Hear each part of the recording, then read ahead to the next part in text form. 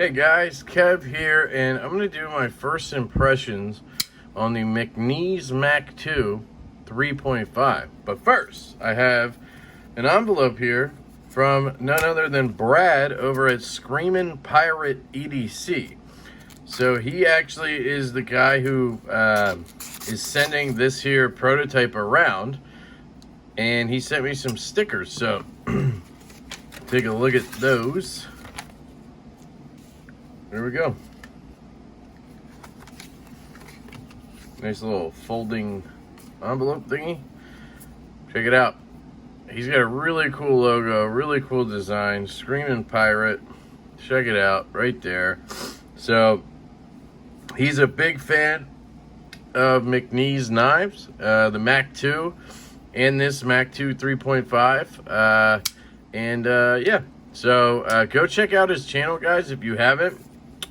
He's relatively new to YouTube, but he's been on Instagram for a while. I chat with him a bit. He's a good dude. You can also buy these stickers, I believe, on his YouTube channel. You can email him or hit him up on Instagram. They're like $1.50 or something. They are really cool, so sweet. I'll leave those here while I do this first impression. So this is a knife that makes me glad that I do multiple videos on one knife, right? Usually I do an unboxing, then I do a first impressions or first impressions / disassembly if it's my knife, and then I do a full review a week or two later. And the reason I do that is because my initial impression of a knife isn't always the lasting impression, and it does change in between. It's weird, right? So I have knives that I get super excited about in the unboxing, and then a couple days later I'm not so excited because I found something wrong, or it just isn't a knife that's gonna hold my attention that long. And the opposite happened. So when I unboxed this, it was a positive video for sure, but my takeaway was more or less, if you're right-handed, this is probably a good option. If you're left-handed and you like the reverse flick, you should probably stay away, right? So since then, I've been messing around with it, and I have found it pretty easy to do the lefty reverse flick. Of course, right now I'm gonna not be able to do it. You can see there, I pulled it off. If you're not like trying to hold it up to a camera in some way, if you're just like, doing whatever, it is a little bit easier. So I want to say that you can do it, especially if you just kind of put your finger over here. But then it gets, then you got to hold it kind of awkward, but you can do it like that. You can also get low on it. And I'm hoping with the extended clip, because they're going to make the clip longer to help with the carry, that maybe it'll ease it up a little bit. You'll get a little bit more room on that clip to hold on to. And hopefully they don't rest the clip onto the lock bar, because then it'll just put pressure on the lock bar. But you are able to do it. I've kind of figured it out. And everything else about this knife is very nice. That I think for most people, having to adjust a little bit on the flick is going to be okay, right? Because the ergonomics on this thing are absolutely fantastic. They just really fit my hand specifically, like perfectly. This one has a fantastic hollow grind. It is going to come with a flat grind here instead of a hollow. This is a hand ground hollow grind, so that was just for the prototypes. You can see here the ano and the finish kind of gets beat up a little bit over time. I still don't like this orange peel on the pivot and the pivot screw and down here. It's just not for me, but I think that it's pretty popular, so it's probably just me being weird. The right-handed thumb flick, the right-handed reverse flick, both work absolutely perfectly. The lefty thumb flick is really good. This is one of the best thumb flickers I've felt. To be honest, it compares to my Chavez 229 in terms of like the detent strength and how it pops out of there. Sorry, that was me. How it pops out of there. It might even be better, to be honest. Yeah, I think it might be a touch better. Just the way it lines up. These thumb studs seem kind of in a weird spot to me. Usually they're not this close, you know, and maybe they're a little farther down or something. I don't know. It's weird to me. This knife is obviously a lot bigger. But where I have a little room here, and then you get that flick and it flies out. And this works fantastically.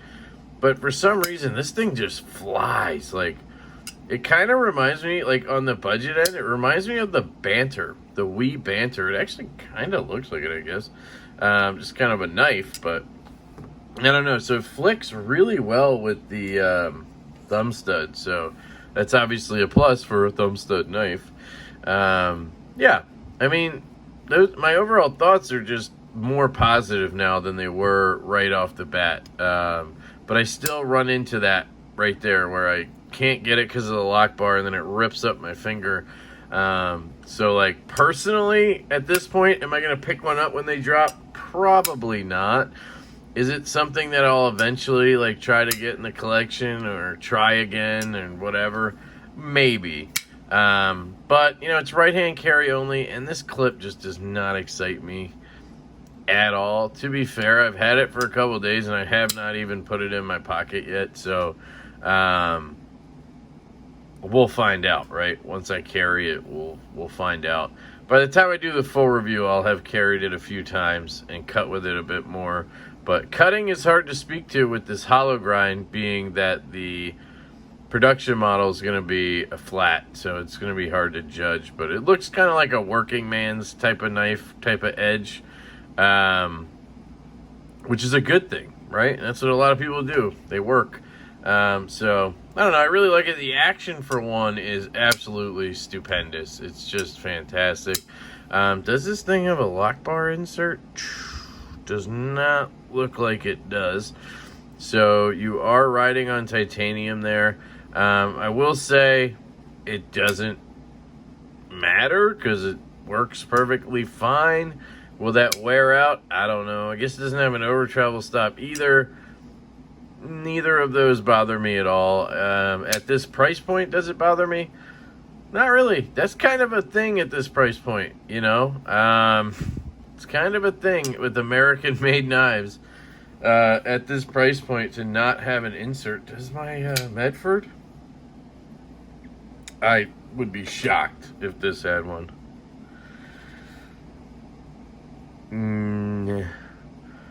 No, I don't think it does. So, I mean, you're in the same ballpark here. I mean, this is a $645 knife right there, and this is like a $500 knife. Neither of them have a lock bar insert. So, you know, it's just what you get at this. It's not even like one's older or whatever. It's just like the new tour knives coming out of San Diego don't have them. So, it doesn't bother me if you do it right. Right? Like the tour knives, I had a lot of lock sticks, so that bothers me. But on this, it's super smooth, so why would I care? If it locks up and there's no lock rock, you know, no blade play, and it does this, why would I care? So, that's kind of my first impressions and kind of a better idea of the lefty action on this guy. It works, you know? You just have to maneuver the slightest little bit to get it to work, and it's fine. So I wanted to make sure I cleared that up. This is the McNees Mac 2 3.5, guys. I really appreciate you tuning in. Again, big thank you to Brad over at Screamin' Pirate EDC for sending this over. Give him a follow, guys. Go check him out on Instagram. Go check him out on YouTube. I'll link him below. Sub to his channel. If you like nice knives like I do, you're probably going to like his channel. He's got a good take on things, his own take. I like it. Go give him a sub. Let him know I sent you. And, yeah, thanks, Brad. So, love you guys. Hope you have a fantastic day, and I will catch you later.